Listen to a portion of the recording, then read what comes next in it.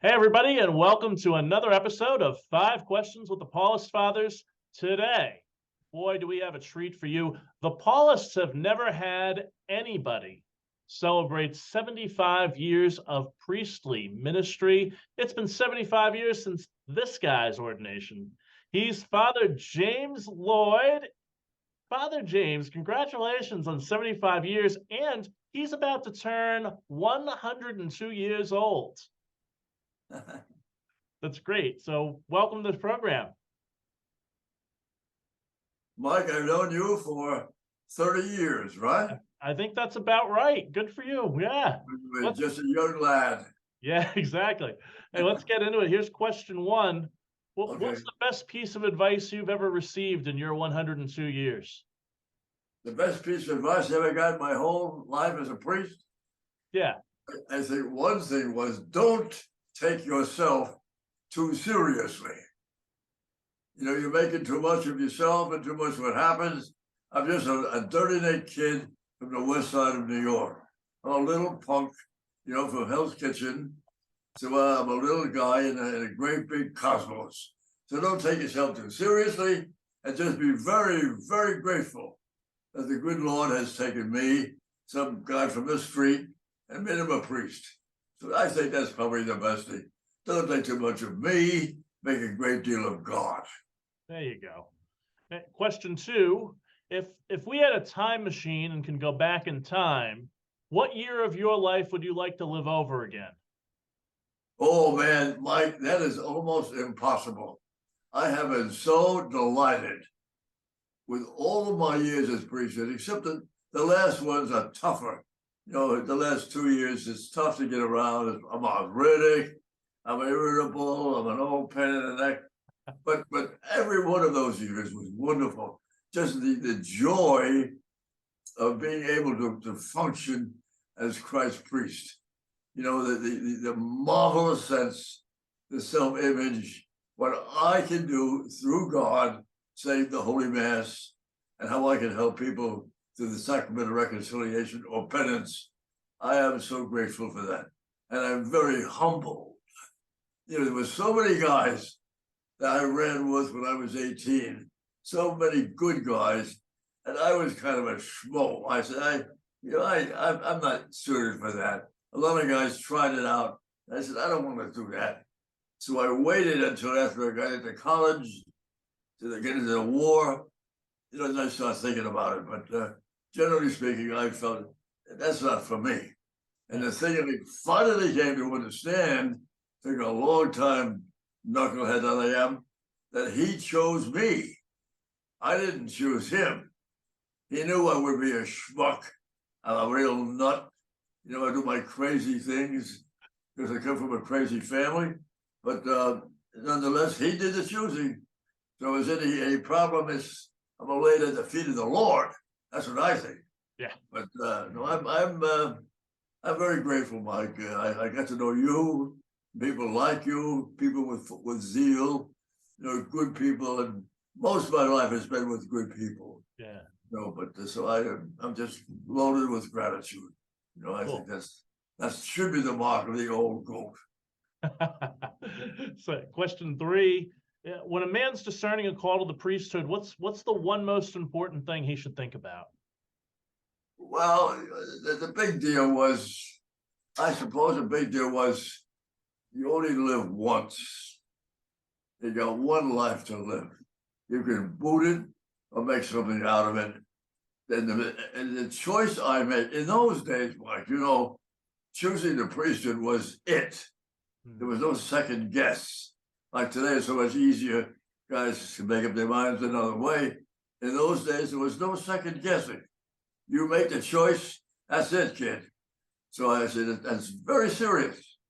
You're doing this with no matter what happens in the future. Future's dead, dark, I don't know what it is, but I'm committing myself to the trust in Jesus Christ. And so I just trusted him. I think he's calling me. Maybe I'm wrong, but I think he's calling me. So I follow my gut. That's all I did. And I said, I better make it work.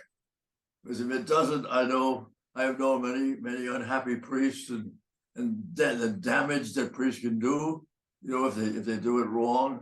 So it's a big decision. So the big thing I thought was, make sure about this as much as you possibly can. If you really think that the Almighty God, the Creator, is calling you to the priesthood, well, you go ahead and do it, no matter how much you're doubtful about yourself. I'm a kid from the streets. I'm vaudeville. I'm Jewish. That sort of stuff. What does he want me for? But I said, well, if he wants me, he knows what he's doing. I'll just trust him blindly. So it was a scary thing, joyful but scary. Very nice. And question 4, of all the people you've met in your life, who's the most memorable one? Oh boy, Mike, that's a question I couldn't possibly answer. I met Mother Teresa. She knocked me over. We had a Paulist Father named John Buckley, who was a real saint. He was a marvelous guy. I met Malcolm Muggeridge, that great English thinker. He was wonderful. I met Bill Buckley. I knew Norman Mailer. I got friendly with Norman Mailer. Even with Benedict Rochelle and all those guys, John Harvey. So many of these wonderful people I met, and nuns. I met fantastic nuns. Even in Africa. And some wonderful sisters in Africa where I spent 7 years. They were wonderful sisters and joyful and making to do with what little bit we had. And that was another message I think I got, was that you make the most of what you got. And there's no sense in worrying about what I don't have, because I don't have it, I never will have it. But I do have some things. And let me exploit as much as possible what the good Lord has put in my path. So it's a melange of things. I was able to go to school. I was able to teach, which I did enjoy doing. And I'm even doing things like with your lovely mother. Remember? Yeah. Your mother, I worked with her. What a joy that was. Father Jim, you saved her life. Yeah. It was so it was, maybe I'm being Jewish. I said, get what you got, make the most of it, exploit it, and what you can't have, well, forget about it. That's what we say in Brooklyn, Exactly. What Father Jim's talking about is my mother was very sick and she really didn't want to live. And so I remember. Father Jim went to visit her. And I don't know what you said to her, but within the hour, she got well. Thank God, she was a good lady, Mike. Yeah, She was. Yeah, thank you. And finally, our last question: what's the thing about heaven that you're most curious about? Heaven? Well, a lot of things.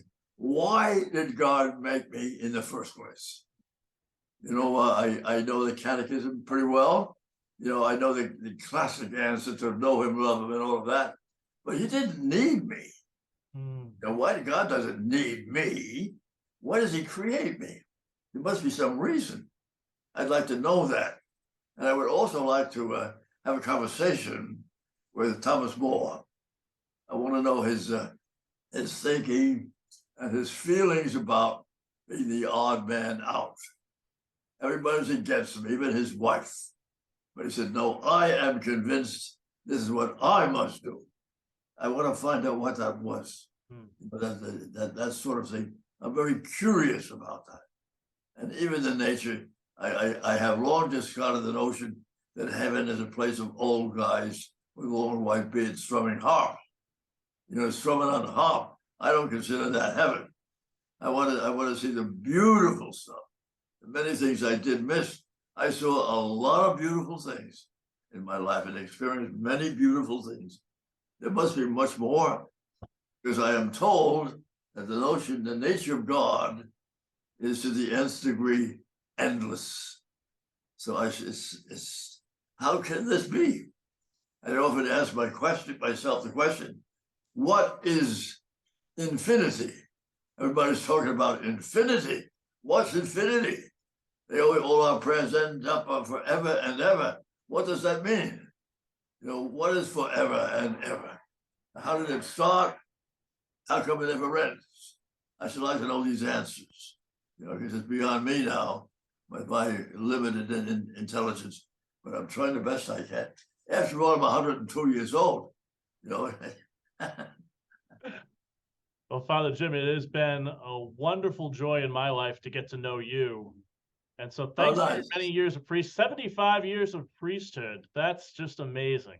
Yeah, it's been wonderful. It's been fun, for the most part. And I've seen great changes, Mike, in the church. Some good, some bad. But nevertheless, I like being Catholic.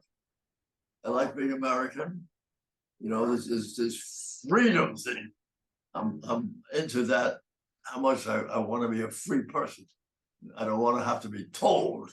It has strictures of the skittish and the timorous. I want to be me. And I want to shout to the world that I'm a Catholic. I'm going to live my life as a Catholic the way I want. And the Constitution has guaranteed me that. So I love this country. It's a great country. So it's good to be an American. It's wonderful to be a Catholic. I'm so grateful to be a priest. I'm so glad I was alive and made such great people in the world. So it's I die with very little regrets. A few things I wish I could have been on the way. I got myself a degree in medicine. I always liked medicine. And I wish I could get a degree in medicine, but I couldn't fit it in. But otherwise it was pretty good. A few little things, but that was my life back in it, Mike, in a nutshell. Father James Lloyd, congratulations on 75 years and happy 102nd birthday. Well, Mike, I hope you're okay. Absolutely. Now that I'm with you, I'm even better. That's the way. That's been 5 Questions with the Paulist. I'm Mike Hayes. He's Father JBL, Father James B. Lloyd, 75 years priest, 102 years old. We'll see you all again next time.